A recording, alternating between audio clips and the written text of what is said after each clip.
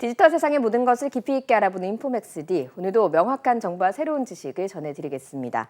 첨단 과학 기술력이 국제 질서를 만들고 국제 패권까지 결정하는 이른바 기정학의 시대가 도래했다. 이런 이야기가 나오고 있습니다. 이에 맞춰서 전 세계 각국은 고성능 슈퍼컴퓨터 개발에도 사활을 걸고 있는데요.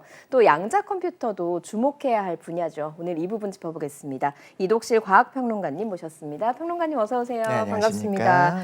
올해는 챗 GPT가 초반에 등장을 하면서 AI의 해다라고 해도 과학계에서는 과언이 아닐 것 같아요. 그런데 더불어서 슈퍼컴퓨터에도 관심을 갖고 있으니까 왜라는 생각이 들거든요. 일단 슈퍼컴퓨터가 뭔지 먼저 여쭤볼게요. 네, 컴퓨터 중에서도 당대에 네. 일반 컴퓨터보다도 훨씬 연산 성능이 높은 컴퓨터를 슈퍼컴퓨터라고 부릅니다. 네. 당연히 이제 사람이 있어야 슈퍼맨이 있는 거고 자동차가 있어야 그다음 슈퍼카가 있는 거잖아요. 그렇죠. 컴퓨터가 처음 나왔을 땐 슈퍼컴퓨터의 개념이 없었어요. 그런데 설계 이념 자체가 우리가 좀 당대에 있는 컴퓨터보다 훨씬 더 고성능의 속도가 빠른 연산을 주로 하는 컴퓨터를 만들자 해서 만들어지기 시작한 게 슈퍼컴퓨터라고 볼 수 있고요. 네. 현재를 기준으로 말씀을 드리자면 현재 최고 성능의 슈퍼컴퓨터가 1초에 119경회의 경회. 네, 119경회. 이게 좀 네. 의미는 별로 없습니다. 네. 그래서 이런 부동소점 연산이 가능한데 어떻게 말씀드린 게 더 좋냐면 단위를 바꿀 정도로 빠르게 변한다. 여기서 말하는 단위라고 하는 거는 접두사를 말을 하는 거고요. 주로 페타플롭스로 이야기를 하게 됩니다. 예를 한번 들어보자면 우리가 미터가 있고 1000미터라고 안 하고 킬로미터라고 하잖아요. 네. 그리고 뭐 용량을 얘기할 때도 뭐 킬로바이트, 뭐 네. 기가바이트, 테라바이트 네. 이렇게 말하는 것처럼 이제 킬로, 메가, 기가 다음이 테라가 들어가고 그 다음이 페타, 엑사 이렇게 갑니다. 10의 3승씩 1000배씩 증가를 하게 되는데 네. 이런 발전 속도가 어마어마하게 빠르기 때문에 네. 지금은 몇 경회라기보다는 이제 페타바이트 그리고 이제는 뭐 엑사, 플롭스 이런 식으로 이야기를 하게 됩니다. 네, 그러니까 이제 뭐 우리가 쓰는 단위 중에는 가장 큰 게 테라바이트 정도의 그 하드를 쓰잖아요. 네, 맞습니다. 외장 하드를 쓰는데 그거보다 상상할 수도 없을 만큼 용량이 큰 그리고 이제 속도가 빠른 그런 컴퓨터가 슈퍼컴퓨터라고 할 수 있는 건데 그럼 내부 구조 같은 것도 일반 컴퓨터랑 좀 다른 부분이 있겠네요. 아무래도. 초반에는 네. 아예 그 역사를 봤을 때도 네. 기존에 있는 컴퓨터보다 훨씬 빠르게 연산을 해야 된다. 어떤 특수 목적을 가지고 만들기 시작하거든요. 그래서 구조 자체를 다르게 설계를 하기도 했어요. 네. OS도 다르게 하기도 하고. 네. 근데 지금은 그렇게 하기보다는 기존에 있는 컴퓨터들을 사용해서 오히려 병렬 컴퓨팅의 방식을 사용하게 돼요. 완전히 새롭게 설계하는 것보다 기존에 있는 걸 사서 쓰는 것이 여러 가지로 이제 규모의 경제에서 훨씬 좋기 때문인 겁니다. 네. 그래서 흥미로운 것이 오히려 병렬 컴퓨팅을 위해서 만들다 보니까 하나하나에게 최고의 고성능 CPU를 넣을 필요가 없는 거예요. 그래서 그 그렇겠네요. 코어 자체는 네. 하나하나는 오히려 지금 최고 성능보다는 조금 떨어지지만 안정성이 더 좋고 전력 효율이 좋은 것들을 엄청나게 많이 넣습니다. 그래서 병렬 연산을 했을 때 지금 있는 컴퓨터보다 훨씬 더 빠르게 네. 병렬 연산이 가능하기만 하면 되는 거거든요. 그래서 슈퍼컴퓨터라고 할 때 그 슈퍼를 보면서 우리가 뭔가 압도적이고 절대 이길 수 없는 어떤 그런 성능을 생각하는데 네. 그것보다는 네. 목적 자체가 굉장히 고성능의 계산만 할 수 있으면 되는 거예요. 네. 그러면 더 효율적으로 만드는 것이 좋을 수 있는 것이지 꼭 뭔가 전부 다 새롭게 처음부터 만들 필요는 없다. 아. 그렇기 때문에 매년 어떤 슈퍼컴퓨터의 순위를 보면 바뀌고 있어요. 그 말은 돈을 좀 많이 써서 더 많은 코어를 갖다 놓게 되면 이제 또 고성능의 슈퍼컴퓨터가 어떻게 보면 쉽다라고 할까요? 네. 이제 돈을 많이 써야겠지만 네. 계속 개발이 되고 있는 돈이 겁니다. 많으면 고성능의 슈퍼컴퓨터를 쓸 수 있는 환경도 마련이 되니까 맞습니다. 그렇게 이제 만들 수 있다. 그러니까 게임을 하는 컴퓨터로 치면 그냥 아주 성능 좋은 그 CPU가 있는 그런 게임 컴퓨터를 갖다 놔서 하나로 게임을 하다가 네.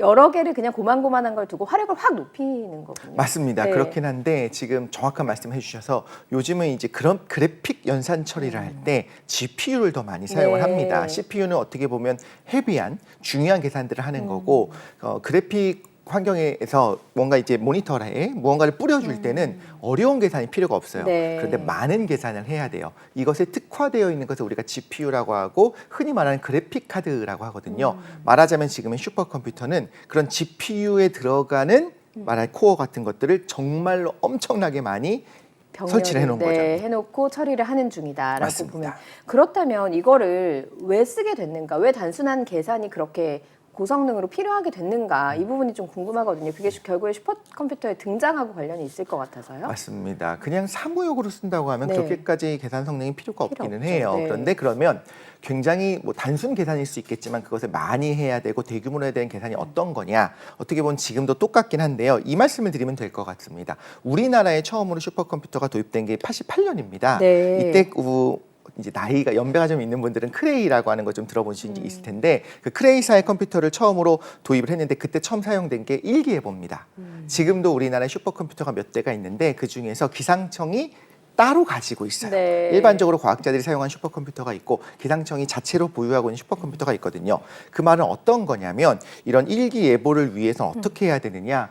모든 공기 입자들 하나하나를 계산하는 건 사실상 불가능하잖아요. 그게 가장 좋습니다만 네. 알아낼 수도 없고 계산이 어렵습니다. 그래서 한반도 주변 상공에 있는 공기들을 입자들을 덩어리로 쪼개요. 만약에 컴퓨터 성능이 낮다면 덩어리를 뭐 한 1000개밖에 못 쪼개겠지만 성능이 좋다면 10,000개, 100,000개, 100만 개 점점 잘게 쪼갤 수 있겠죠.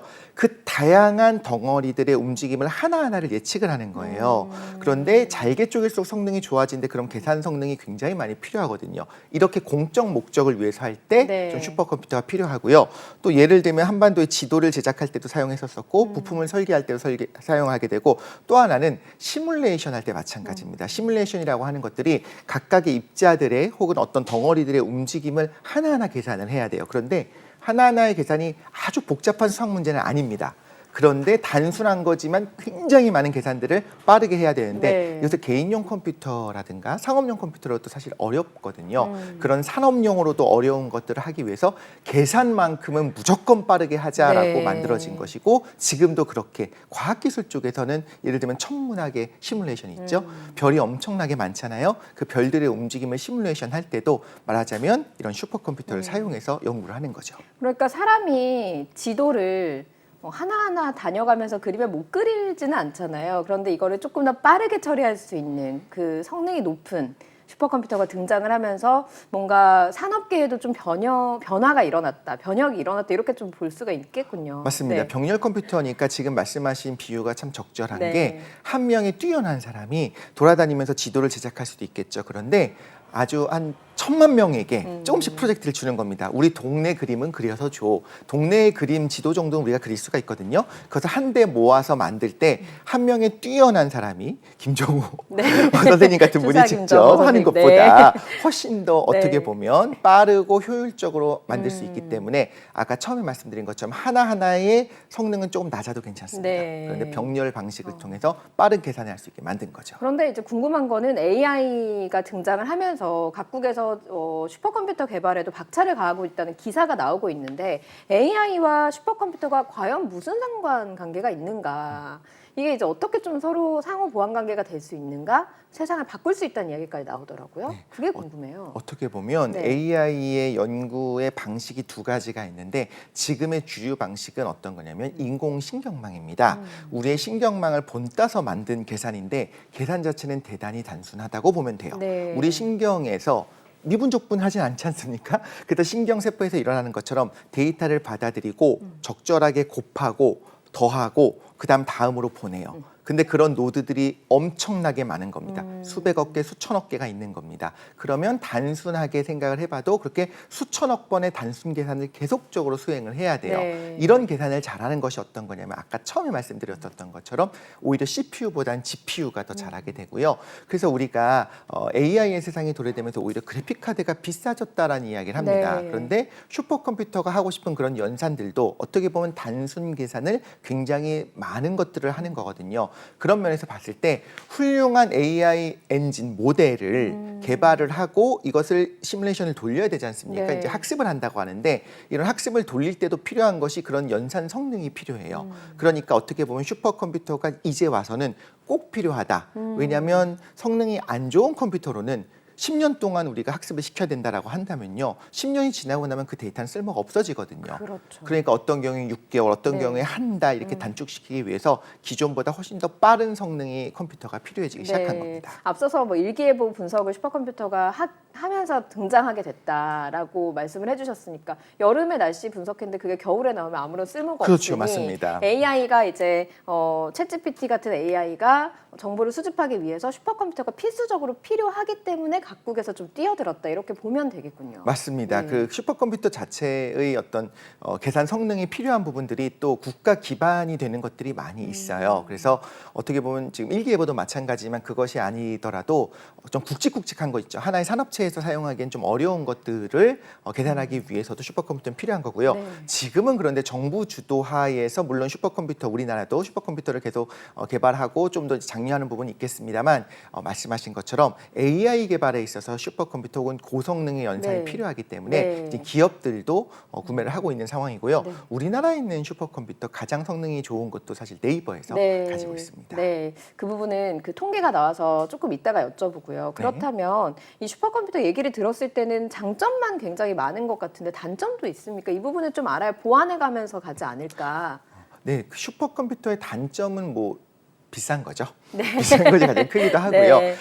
처음에 말씀드린 것처럼 이제 병렬 연산이 많이 되게 되면 네. 전기를 많이 먹습니다. 그런데 그냥 적당히 뭐 당연히 성능이 좋은 거니까 전기를 많이 먹겠지 할 수 있겠지만 그걸 넘어갈 정도로 전력의 소비율이 너무 높아졌어요. 네. 그리고 당연히 그 말은 또 수많은 탄소를 배출한다는 뜻이기도 하고요. 그러면서 발열이 엄청나기 때문에 이제 쿨링하는 데도 또 많은 전력이 소비가 되거든요. 슈퍼컴퓨터도요. 맞습니다. 네. 그래서 처음에 구매하는 비용도 물론 중요하겠습니다만 그다음 유지비도 굉장히 중요해요. 그런데 이렇게 수많은 엄청난 전력을 계속적으로 먹는 그런 전력 먹는 하마라고 할 수 있겠죠. 이런 경우에는 제대로 활용하기도 쉽지가 않을 수가 있거든요. 이런 단점들도 있을 수가 있고요.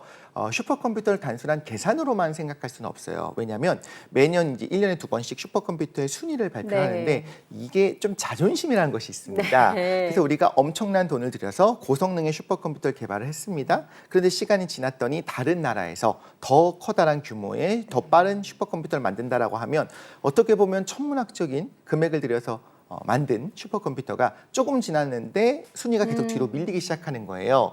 그러면 이 부분은 사실 정치역학적인 관계가 있기 때문에 이걸 좌시할 수 없는 부분들도 있거든요. 네. 한편으로는 이 안에 뛰어들면요. 한번 그 순위 안에 들어갔는데 쭉쭉쭉 순위가 낮아지는 거는 또 불편하지 않겠습니까? 그렇죠. 이런 부분도 분명히 있는 네. 겁니다. 거기다가 이제 지금 AI랑 같이 개발을 해야 되는 상황이니까 이게 앞서서 제가 오프닝에서도 말씀드렸지만 패권 경쟁까지 되고 있다라고 이야기를 하니 국가적인 차원에서는 포기할 수 없는 분야기도 해서 뛰어들 것 같거든요. 맞습니다. 그럼 이쯤 해서 우리의 위치를 좀 짚어보겠습니다. 일단 슈퍼컴퓨터의 순위 한번 앞서서 이제 말씀은 해주셨지만 좀 짚어볼게요. 탑 10 안에는 누가 들어있습니까? 네, 지금 2023년 11월 기준입니다. 네. 그러니까 최근의 기준인데 1위가 미국의 프론티어예요. 이 1.2 엑사 흔히 펙타로 말하니까 1194 페타플롭스고 처음에 말씀드린 것처럼 1초에 뭐 119경의 부동 소점 연산을 한다고 하는데 네. 이런 것들은 크게 중요하진 않을 수도 있어요. 그런데 굉장히 순위가 1위인데 네. 굉장히 성능이 고성능입니다. 네. 근데 미국이 지금 굉장히 잘 하고 있는 것이 1, 2, 3위가 전부 다 미국이고요. 4위가 일본의 컴퓨터가 있고요. 네. 근데 흥미로운 게 하나가 있습니다. 슈퍼컴퓨터를 기존에 잘 만들던 그리고 굉장히 높은 성능의 슈퍼컴퓨터를 보유하던 나라가 중국입니다. 근데 10위 안에 중국이 사라져 버렸어요. 올해 발표에서요? 네, 맞습니다. 작년까지는 있었어요. 작년에도 계속적으로 이제 빠진 지 좀 시간이 네. 지나면서 계속 빠지고 있고 네. 또 500위의 순위를 발표를 하게 되는데 500위 안에서 중국의 컴퓨터의 개수가 점점 줄어들고 있습니다. 그럼 이걸 어떻게 볼 것이냐? 네. 패권 경쟁에서 미국이 이겼다라고 볼 수는 없고요.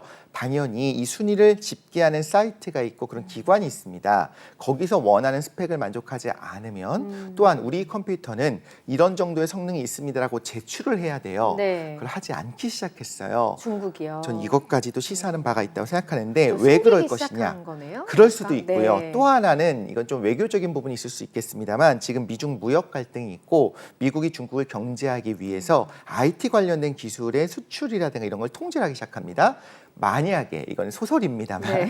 중국이 그러한 기술 때문에 수입하면 안 되는 것들을 어떻게든 획득한 것처럼 여겨지는 새로운 신제품이 상황이 나왔다고 한다면 모두가 서로 곤란해질 수가 있는 그렇죠. 거예요. 네. 그렇기 때문에 발표하지 않은 걸 수도 있고요. 네. 또 하나는 중국이 진짜 하고 싶은 건 뭐냐면 결국에 이 안에 들어가는 코어들은 전부 다 미국의 회사들이 설계한 것들입니다. 그렇게 되면 결국에 이런 상황, 무역 갈등 때문에 슈퍼컴퓨터를 만들 수 없는 상황이 만들어질 수가 있잖아요. 그래서 자체적으로 우리가 만들겠다라고 하는 의지를 천명하고 개발을 하고 있습니다. 네. 그래서 흥미롭게 누군가 이렇게 말합니다. 누구나 알고 있지만 순위에는 없다. 네. 이런 컴퓨터가 잘 있다. 하고 있는 거로는 알고 있지만 이 순위 안에는 없다라고 좀 볼 수 있는 부분이 있는 거군요. 맞습니다. 이렇게 보는 사람마다 또 해석이 달라질 수 있는 건데 이번에 우리나라가 이제 보니까 보유 대수에서는 일단 세계 7위 정도에 올랐던 것 같아요. 그러면서 굉장히 긍정적으로 평가를 한 부분이 있는데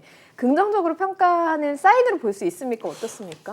저는 이렇게 생각합니다. 네. 200개국 정도가 있다고 본다면 여기서 10위 안에 순위가 들어가는 거고 이거는 최상위 수준이 맞죠. 그런데 우리가 경쟁하는 것이 사실 200개국을 말하는데 200개국과 경쟁하지는 않습니다. 우리는 특히나 IT에 있어서 IT 강국이고요. 굉장히 심지어 어떤 프론티어 AI라고 네. 하죠. 생성형 AI도 세계에서 세 번째로 개발할 정도로 굉장히 높은 수준을 보유하고 있기 네. 때문에 어떻게 보면 슈퍼컴퓨터의 순위는 우리의 위상을 생각하면 조금 아쉽다. 뒤처진 부분이 없지 않아 있다. 조금 더 개발할 필요가 있다는 생각이 들긴 합니다. 네. 그런데 또 하나는 뭐가 있냐면 순위에 연연할 것이냐 아니면 정말 실속을 챙길 것이냐도 있어요. 그래서 예를 들면 일본의 슈퍼컴퓨터가 처음에 나왔을 때는 한동안 1위 차지를 차지했었는데 그때 세계에서 굉장히 좋게 봤던 것 중에 하나가 뭐냐면 실제로 활용을 잘했어요.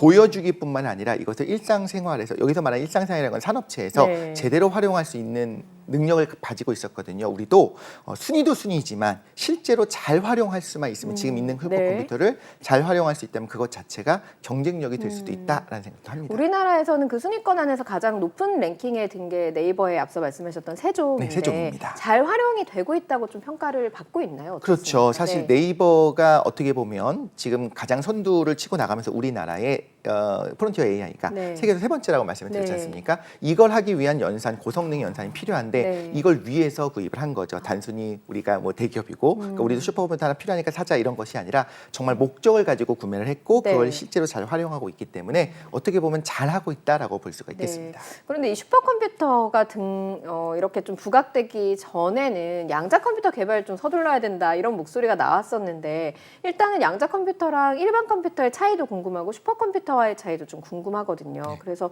여기까지 좀 알아야 우리 산업을 좀 키울 수 있는 걸 볼 수 있을 것 같아요. 네. 맞습니다. 양자 컴퓨터는 조금 어렵긴 한데 네. 우리가 간단하게라도 한번 이해하면 앞으로의 방향을 보는 데 좀 도움이 될 것 같아요. 슈퍼컴퓨터는 정리하자면 지금 있는 컴퓨터보다 훨씬 더 빠른 계산할 수 있는 계산에 집중화되어 있는 컴퓨터를 말할 네. 수가 있어요. 그런데 양자 컴퓨터는 개발 방향 자체가 완전히 다릅니다. 아. 원리 자체도 양자역학을 사용하기 때문일 수 있겠지만 여기서 핵심적인 걸 좀 말씀을 드리자면 중첩 상태를 이용한다라는 거고요. 중첩 상태를 이해하는 거는 크게 여기선 중요하지 않은 것 같아요. 우리 앞으로 어떤 방향으로 나아가야 될지를 생각한다고 하면 일단 구현 자체는 굉장히 어렵다는 거. 하지만 실제로 구현할 수 있다고 하면 어떤 일이 벌어지는가를 우리가 아는 것이 중요하잖아요. 그렇기 때문에 천문학적인 돈을 들여서 아직은 좀 실용 단계가 좀 먼 것처럼 느껴지는데도 각국이 왜 개발하는지를 네. 얘기를 해야 되거든요. 그것이 무엇이냐면 양자 컴퓨터가 일반 컴퓨터보다 훨씬 빠른 계산할 수 있는 특수한 분야가 있어요. 이 분야만 빠릅니다. 다른 분야를 다 빠른 것이 아니에요. 아 그래요? 네, 다른 어느 것들은 분야예요? 말하자면 양자 컴퓨터가 하는 연산을 우리 컴퓨터도 다 지금 있는 컴퓨터도 할 수가 있고 시뮬레이션도 가능합니다. 물론 양자 컴퓨터가 일반 컴퓨터를 시뮬레이션 할 수도 있지만 비효율적이겠죠. 에뮬레이션이라고 보통 말하거든요. 양자 컴퓨터가 대단히 빠른 계산 분야가 바로 지금 우리의 암호 체계입니다. 우리 암호는 지금 소수의 계산을 통해서 소수라고 예전에 얘기했었는데 네. 소수의 계산을 통해서 만들어져 있는데 이걸 깨는 거는 지금도 가능은 해요. 예를 들면 우리의 뭐 은행 암호라든가 혹은 뭐 국가 기반 굉장히 중요한 기밀 문서들 있지 않습니까? 다 암호화가 되어 있는데 깰 수는 있습니다. 네. 깨는데 뭐 수백 년, 수천 년 정도 걸리는 것이 문제가 되고 그러고 나면 그 정보가 의미가 없어지는 게 문제죠. 그런데 기본적으로 요 암호화 시스템을 보면 소수와 소수의 곱으로 이루어져 있기 때문에 네. 이거는 이런 방식의 계산은 양자 컴퓨터는 순식간에 할 수 있습니다. 그래서 기존에는 깨더라도 수백 년, 수천 년이 걸리기 때문에 안전하다라고 생각해서 중요한 기밀들을 암호화를 시키고 지금 사용을 하고 있는데, 만약에 이런 컴퓨터가 나온다고 하면, 실용화가 된다고 하면 2, 3일 안에 깨는 게 가능해지는 거예요. 그런데 이런 생각이 들죠. 앞으로 양자 컴퓨터가 지금 상태를 보니까 10년, 20년이 있어야 상용화가 될 수 있을 것 네. 같고 사용이 될 것 같다. 10년, 20년 지나면 그때 가서 이제 뭐 우리 은행 암호 바꾸지 않겠습니까? 그리고 뭐 네. 우리가 클라우드 네. 로그인하는 암호를 바꾸니까 큰 문제가 없다 할 수 있겠지만, 문제는 이런 겁니다. 지금 국가 기밀들을 암호화되어 있는 파일들을 네. 그래서 어떤 전략을 취하기도 하냐면, 지금 다 수집을 하고 있는 집단들이 있어요. 미국의 정부부터 시작해서 우리나라 뭐 각국의 정보들과 네. 굉장히 중요한 앞서 나가고 있는 회사들의 기밀 서류들이 있지 않습니까? 암호화가 돼 있기 때문에 그걸 구하는 건 크게 어렵지 않을 수도 있어요. 어떤 방식으로 빼갖고 그걸 전부 다 일단 저장하고 있는 겁니다. 네. 그래서 이런 전략을 뭐라고 하냐면 Harvest Now, Decrypt Later. 일단은 지금 다 모아놓고 나중에 10년이든 20년이든 지나서 양자 컴퓨터를 사용해서 깰 수 있게 되면 그때 깨겠다. 하지만 10년 전의 정보라고 하더라도 네. 예를 들면 미국의 국가 기밀이라고 하는 것을 중국이, 반대로 중국의 국가 기밀을 미국이 10년 전의 기밀을 알아내는 것도 엄청난 소득이 될 수 있거든요. 네. 그렇기 때문에 지금 벌써 발등에 불이 떨어졌다. 왜냐하면 지금 당장 우리 암호를 깰 수는 없지만 지금 우리가 이야기하고 있는 이 모든 내용들, 기밀 문서들이 나중에 깨질 수 있다라고 하고 있기 때문에 서방에서는 어떻게 좀 시작을 하고 있냐면, 서구 사회에서 지금 뭐 미국이라든가 유럽에서는 이미 양자 컴퓨터로도 깰 수 없는 종류의 암호가 당연히 있습니다. 네. 양자 컴퓨터가 다 잘하는 것이 아니고 일부만 잘한다고 했잖아요.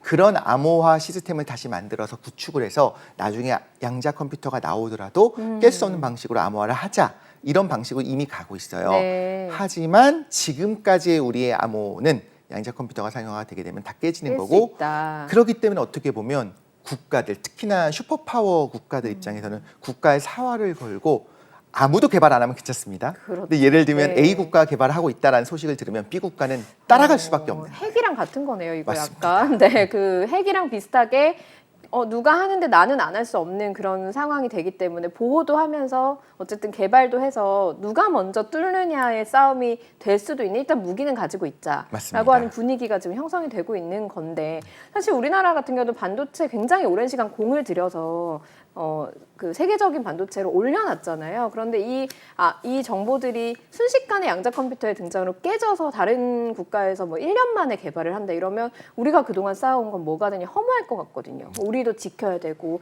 우리도 무기를 가지고 있어야 될 것 같은데, 지금 우리는 어느 정도 수준입니까? 사실 양자 컴퓨터 연구는 하고 있습니다. 네. 그렇지만 아직은 걸음마 단계라고 볼 수가 있고요.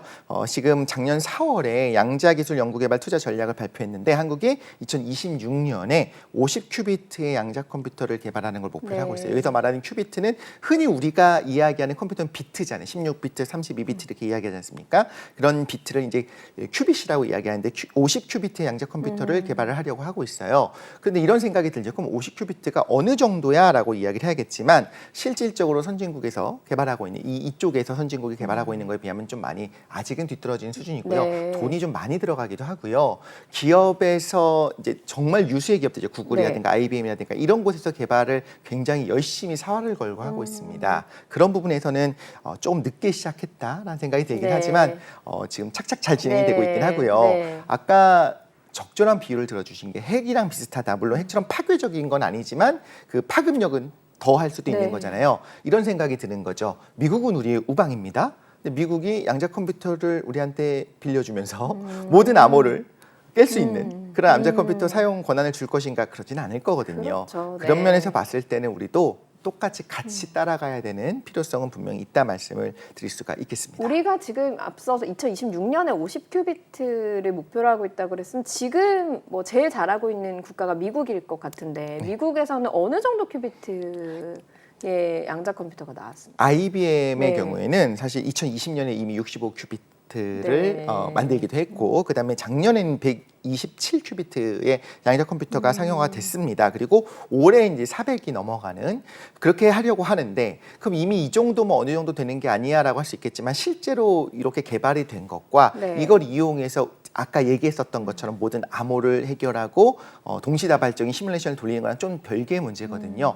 양자 컴퓨터는 당연히 단점이 좀 명확하게 있습니다. 예를 들자면 항상 이제 확률론적인 계산을 하기 때문에 답이 나온 것이 아닐 확률이 같이 존재해요. 틀릴 확률이 있습니다. 중첩이라는 그 개념 때문에 그런 건가요? 중첩돼서 하나의 네. 결과가 나는데 결과는 하나밖에 얻을 네, 수가 없어요. 네. 그런데 그것이 틀린, 맞을 네. 확률도 높지만 틀릴 틀릴 확률이 확률도 항상 있어요. 네. 그런데 예를 들면 99.9%의 확률로 맞다라고 한다면 굉장히 높은 확률처럼 느껴지잖아요. 근데 우리가 하다못해 플러스 연산 하나를 수행할 때도 굉장히 여러 게이트를 통해야 돼요.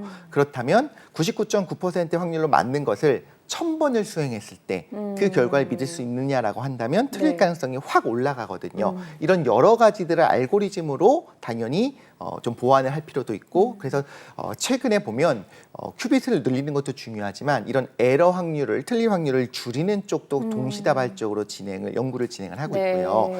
최근에 또 그 상온 초전도체에 대한 이슈가 있었을 때도 이런 양자 컴퓨터 얘기가 나왔었어요. 왜 그러냐면 양자 컴퓨터를 개발하는 여러 방식 중에 하나가 상온 초전, 그러니까 초전도체를 이용하는 방식들이 있습니다. 네. 그래서 만약에 그게 나온다면 양자 컴퓨터조차도 굉장히 빨리 나올 수 있을 거다라고 해서 좀 기대를 했었던 부분도 있는 거죠. 그래서 지금 우리가 현재 혹은 근미래의 산업 전반을 특히나 IT 산업 전반을 이해하기 위해서는 우리가 왜 지금 뭐 예를 들면 GPU를 사용하고 있는 그래픽 카드 가격이 올라갔지? 네. 그리고 프론티어 AI는 뭘 사용하지? 양자 컴퓨터 왜 도대체 개발하려고 하지? 이런 것들을 한데 엮어서 이해하는 것이 중요할 것 같습니다. 네. 앞서서 그 양자 컴퓨터 이야기 해주시면서 중첩에 대한 이해를 하는 게 지금은 중요하지 않다. 이게 미래에 어떻게 되느냐. 그게 중요한 시점이다. 이걸 봐야 된다라고 말씀. 그 부분이 포인트인 것 같아요. 사실은. 그래서 그 부분을 좀 보면서 우리도 예산을 좀 드리고 특히 인재를 좀 키워야 되지 않을까요? 그 부분이 좀 시급한 부분인 것 같습니다. 네. 맞습니다. 앞으로 더 많은 인재가 많이 필요하기도 하고요. 네. 지금 말씀하신 거에 좀 공감을 하는 것이 지금 우리 컴퓨터가 어떻게 연산하는지 아는 분 별로 없습니다. 엔드 게이트, 우아 게이트, 엑스와 게이트 이런 것들도 마찬가지로 네. 스위칭을 통해서 만들어지게 되는데 이해하지 않아도 괜찮잖아요. 네. 그런 것처럼 컴퓨터의 개발은 양자 컴퓨터 어떤 알고리즘으로 계산할 수 있는지는 과학자들이 하고 있는 부분이 있어요. 네. 근데 우리가 좀 관심을 가지면서 이거의 필요성을 같이 좀 이해하고 좀 응원하는 마음도 좀 필요하지 않을까 네, 싶습니다. 알겠습니다. 오늘 말씀 여기까지 듣겠습니다. 고맙습니다. 감사합니다. 네, 인포맥스디 마쳐야 될 시간이 됐습니다. 영상을 보신 후에 궁금하신 점이나 개선해야 될 점이 있다면 유튜브 연합뉴스 경제TV 채널을 통해서 댓글을 달아주시면 더 좋은 방송으로 찾아뵙겠습니다. 고맙습니다.